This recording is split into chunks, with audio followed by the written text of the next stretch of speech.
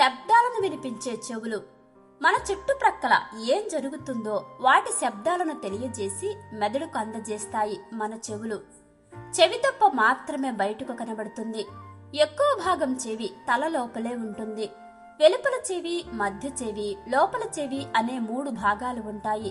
శరీరంలోని అతి చిన్న ఎముకలు చెవిలోని కర్ణబేరి వద్ద ఉంటాయి. కర్ణ కఠోరమైన శబ్దాలు లేదా రాగయుక్తమైన సంగీత ధ్వనిని చెవి ఒకే రకముగా గ్రహిస్తుంది. ధూళిని నియంత్రించే రోమాలు. చెవి బయట, లోపల దుమ్ము, ధూళిని ఆపే సూక్ష్మమైన రోగాలు ఉంటాయి. ఇవే కాక చెవి నిర్మాణము రకరకాల ముడులతో ఉంటుంది. కాబట్టి వాతావరణంలో దుమ్ము, ధూళి ఇక్కడే పేరుకొనిపోతాయి. అందుకే చెవిని ఎప్పటికప్పుడు శుభ్రము చేస్తూ ఉండాలి. శబ్దము అంటే ఏమిటి? వాతావరణంలో చిన్న శబ్దమైనా అది ప్రకంపనలు సృష్టిస్తుంది. తరంగాలుగా శబ్దము చెవిలో ప్రవహిస్తూ ఉంటుంది. శబ్దాలు బాహ్య చెవిని చేరుకోగానే పిన్నా అనే వ్యవస్థ చెవిరంధ్రము ద్వారా కర్ణబేరికి చేరవేస్తుంది. ఢంకా బజాయించటము. బాహ్య చెవికి కొంచెము లోపల మధ్య భాగంలో గాలి కూడా చొరబడలేని ప్రవేశము ఉంటుంది. ఇక్కడకు చేరుకున్న శబ్ద తరంగాలు కర్ణబేరిని తాకి ప్రకంపనలు సృష్టిస్తాయి. ఈ ప్రకంపనలు ఢంకాను మోగించినట్లు అలలు అలలుగా కదులుతాయి. మరణించే వరకు పెరిగే చెవులు. మన శరీర భాగాల్లో చెవి, గోర్లు, రోమాలు మాత్రమే మనము మరణించేంత వరకు పెరుగుతూనే ఉంటాయి. అయితే ఈ పెరుగుదల కొందరిలో చాలా స్వల్పముగా ఉంటుంది. సూక్ష్మ రోమాల్లో శబ్ద తరంగాలు. నత్త ఆకారంలో ఉన్న అంతర్చెవి భాగము శబ్దాల ప్రకంపనలు గ్రహించి దాన్ని ఆ వెనుకనే ఉన్న మెంబ్రెయిన్ కు చేరవేస్తుంది. అక్కడ అతి సూక్ష్మంగా ఉన్న కేశాలు ఈ తరంగాలను గ్రహిస్తాయి. దీని ప్రక్కనే ఉన్న సెల్స్ ఈ తరంగాలను మెరుపు వేగంతో మెదడుకు పంపిస్తాయి. కర్ణబేరి ప్రకంపనలు.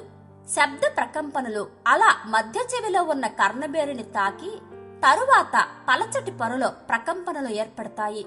ఈ కదలికల ప్రభావము అంతర్చెవిలోనికి వెళ్లి అక్కడ ఉన్న నరాలను ప్రభావితం చేస్తాయి. కోటాను కోట్ల ఆలోచనల మస్తిష్కము మెదడు. మెదడులో 100 బిలియన్ల నెర్వ్ సెల్స్ ఉంటాయి. ఇది అతిపెద్ద టెలిఫోన్ ఎక్స్చేంజ్ కి సూక్ష్మ రూపము. చెవి లోపల నుండి నరాల ద్వారా మెదడులోనికి చొచ్చుకు వెళ్లే అదో కంప్యూటర్ వ్యవస్థలా అత్యాధునికంగా ఉంది. కపాలములో అత్యంత సురక్షితమైన వ్యవస్థలో బూడిద రంగులో పిండి ముద్దలా ఉంది మెదడు. మెదడులో 100 బిలియన్ నెర్వ్ సెల్స్ ఉంటాయి. ఒక్కో నెర్వ్ సెల్ లక్షల కొద్ది నరాలతో అనుసంధానింపబడి ఉంటాయి. ఈ నరాలనే న్యూరాన్లు అంటారు. మన శరీరంలో అన్ని జీవక్రియలు, ఆలోచనలు, పనులను మెదడు నియంత్రిస్తూ ఉంటుంది. శ్వాస తీసుకోవటము, హృదయ స్పందన, నిద్ర వంటి వాటిని హైపోథాలమస్ కంట్రోల్ చేస్తుంది. మనిషి దేహంలో మెదడు అద్భుతమైన అవయవము. మెదడు మినీ విశ్వం వంటిది. విశ్వంలో శాస్త్రవేత్తలు ఛేదించిన మిస్టరీలు ఉన్నట్లే మెదడులోనూ ఉన్నాయి. ఇది ప్రాణము ఉన్న సూపర్ కంప్యూటర్. మనసుని, శరీరాన్ని నియంత్రించే మెదడులో 3000 కోట్ల న్యూరాన్లు ఉంటాయి. మనిషి శరీరంలో 2 మాత్రమే ఉండే మెదడుకు అతను తీసుకునే ఆక్సిజన్లో క్యాలరీలలో 20% అవసరమవుతుంది. శరీరంలోని గుండె ప్రతి క్షణము పంపు చేసే రక్తంలో 5వ వంతు మెదడుకే వెళుతుంది. మెదడుకు కొన్ని నిమిషాల సేపు ఆక్సిజన్, రక్తం సరఫరా ఆగిపోతే పెద్ద ప్రమాదము జరిగిపోతుంది. పక్షవాతము రావచ్చు, లేక ప్రాణమే పోవచ్చు. మెదడు 1.5 కిలోల పుట్టగొడుగు లాంటిది. దీని చుట్టూ కంచుకోట లాంటి 1/2 సెంటీమీటర్ వెడల్పు గల పుర్రె ఉంటుంది. మనిషి మెదడులో 3000 కోట్ల న్యూరాన్లు, దానికి 5 నుంచి 10 రెట్ల సంఖ్యలో కణాలు ఉంటాయి. మనిషి చెవులతో విన్నా, కంటితో చూసినా, నోటితో మాట్లాడినా, చేతులతో సృజించిన ఆ చర్యలు అన్నింటికి కమాండ్ ఆ మెదడులోనే ఉంటుంది. శరీరములోని ఏ భాగము దెబ్బతిన్నా బాగు చేసుకోవచ్చు. మెదడులోని ఒక్క కణము నిర్జీవమైపోతే అది తిరిగి రాదు. 35 ఏళ్లు వచ్చిన తరువాత రోజుకు 1000 మెదడు కణాలు నిర్జీవమైపోతాయి. వయసు మీద పడే కొద్దీ మెదడు పరిమాణము క్రమముగా తగ్గిపోతూ ఉంటుంది. మెదడులోకి ప్రతి 70 సెకన్లకు లీటరు రక్తం ప్రవహిస్తూ ఉంటుంది. మనిషి మెదడులోని సెరెబ్రల్ కార్టెక్స్ ఆలోచనలను నిర్దేశించే భాగము. చింపాంజీ సీసీ కంటే 4 రెట్లు, కోతి సీసీ కంటే 20 రెట్లు, ఎలుక సీసీ కంటే 300 రెట్లు పెద్దది. కళలు, ఊహాశక్తి కూడా కుడి భాగంలోనే ఉంటాయి. కుడి, ఎడమ మెదడు భాగాలను కలిపే వైరు వంటి దళసరి నరము ఉంటుంది. దీనిలో కోట్లాది న్యూరాన్లు ఉంటాయి. మెదడును రక్షించే చర్మము, మెనింజెస్ అనే పేరు ఉన్న చర్మము లాంటి ఒక పొర మెదడును చుట్టి ఉంచుతుంది. ఈ చర్మానికి మెదడుకు మధ్య సెరబ్రోస్పైన్ అనే ద్రవము రక్తము సరఫరాకు అవకాశం కల్పిస్తుంది. మెదడులో కుడి, ఎడమ భాగాలు, సెరబ్రంలో 2 సగాలు కూడా ఒకే రకముగా ఉన్నా ఇవి వేరువేరు పనులు చేస్తూ ఉంటాయి. ఎడమవైపు భాగము రాయటానికి, మాట్లాడటానికి పనికి వస్తుంది. కుడిపక్క సృజనాత్మక ఉన్న భాగము. మన ఊహలు, ఆలోచనలు ఇక్కడనే జనిస్తూ ఉంటాయి. సంగీతాన్ని ఆస్వాదించేది కూడా కుడి భాగమే. మెదడు అంతర్భాగాలు. మానవ మెదడులో 70 ఏళ్ల కాలంలో కోట్ల బిట్స్ సమాచారము నిల్వ చేయవచ్చు. ఇది 5 లక్షల బ్రిటానికా ఎన్సైక్లోపీడియాలకు సమానము. ఆలోచనలకు, అనుభూతులకు ప్రతిస్పందించేది మెదడు లోపల భాగము. దాన్ని థాలమస్ అంటారు. సంతోషము, సుఖము, ఆనందము, విషాదము అన్ని ఇక్కడనే జనిస్తూ ఉంటాయి. శ్వాస, గుండె కొట్టుకోవటము, శరీరము లోపలి భాగాల నియంత్రణ, పగటిపూట నిద్రపోకుండా ఆపటము, ఇవి అన్నీ నియంత్రించేది హైపోథాలమస్. పిట్యూటరీ గ్రంథి. యుక్త వయసు వచ్చే వరకు శరీరము పెరుగుదలను పిట్యూటరీ గ్రంథి నియంత్రిస్తూ ఉంటుంది. ఇది హార్మోన్లకు అనుగుణంగా శరీరాన్ని కంట్రోల్ చేసే ఎంజైమ్లను రక్తంలోనికి విడుదల చేస్తుంది. సెరబ్రం. ముడతలతో ఉన్న సెరబ్రం 2 సమభాగాలుగా ఉంటుంది. కార్పస్ కొరాసం అనే వంతెన ద్వారా ఇది అనుసంధానించబడి ఉంటుంది. సెరబ్రం పనిచేసే దాన్ని బట్టి ఆ వ్యక్తి తెలివితేటలు ఉంటాయి. మెదడు కాండము. వెన్నుపూసతో మెదడుకు అనుసంధానించే భాగము. ఇక్కడ లక్షల కోట్ల నరాలను, న్యూరాన్లను ఇది కలుపుతుంది.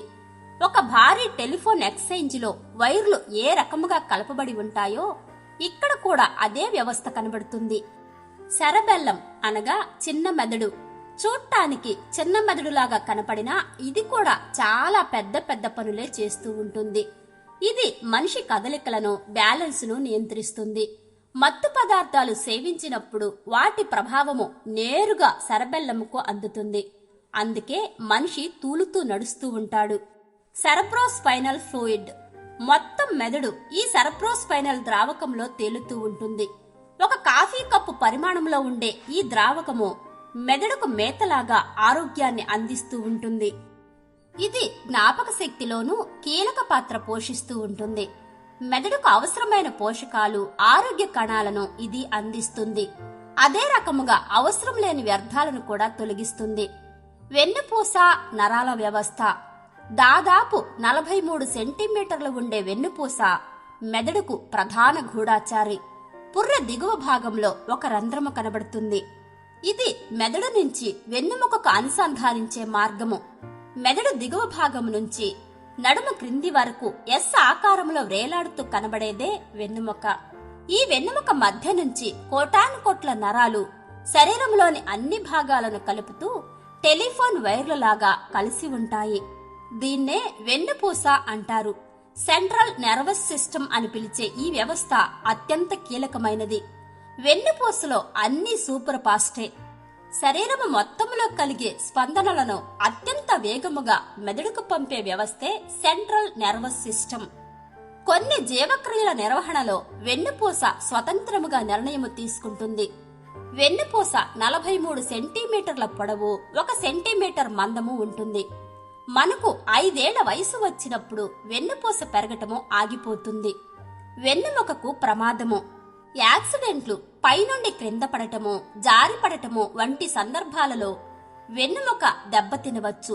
ఇలా వెన్నుముక దెబ్బతిని దానిలోని నరాలకు ప్రమాదం సంభవిస్తే ఆ మనిషి ఇక కోలుకోవటం కష్టం. వెన్నుముక విరిగితే జీవితంలో లేవలేము.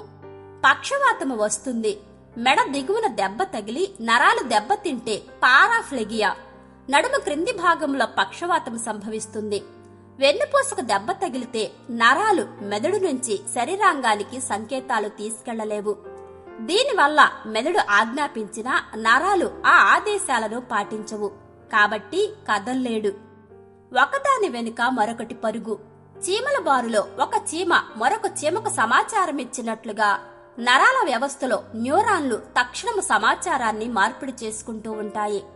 ఒక సూది మనపై వేలును గుచ్చితే వెంటనే బాధ కలిగించే సిగ్నల్స్ విడుదలవుతాయి. ఈ సిగ్నల్స్ న్యూరాన్లు వెన్నెముక కుడివైపు భాగం ద్వారా ప్రయాణిస్తాయి. శరీరంలో కూడా ఆటోపైలట్ వ్యవస్థ అంటే మనకు తెలుసు కదా.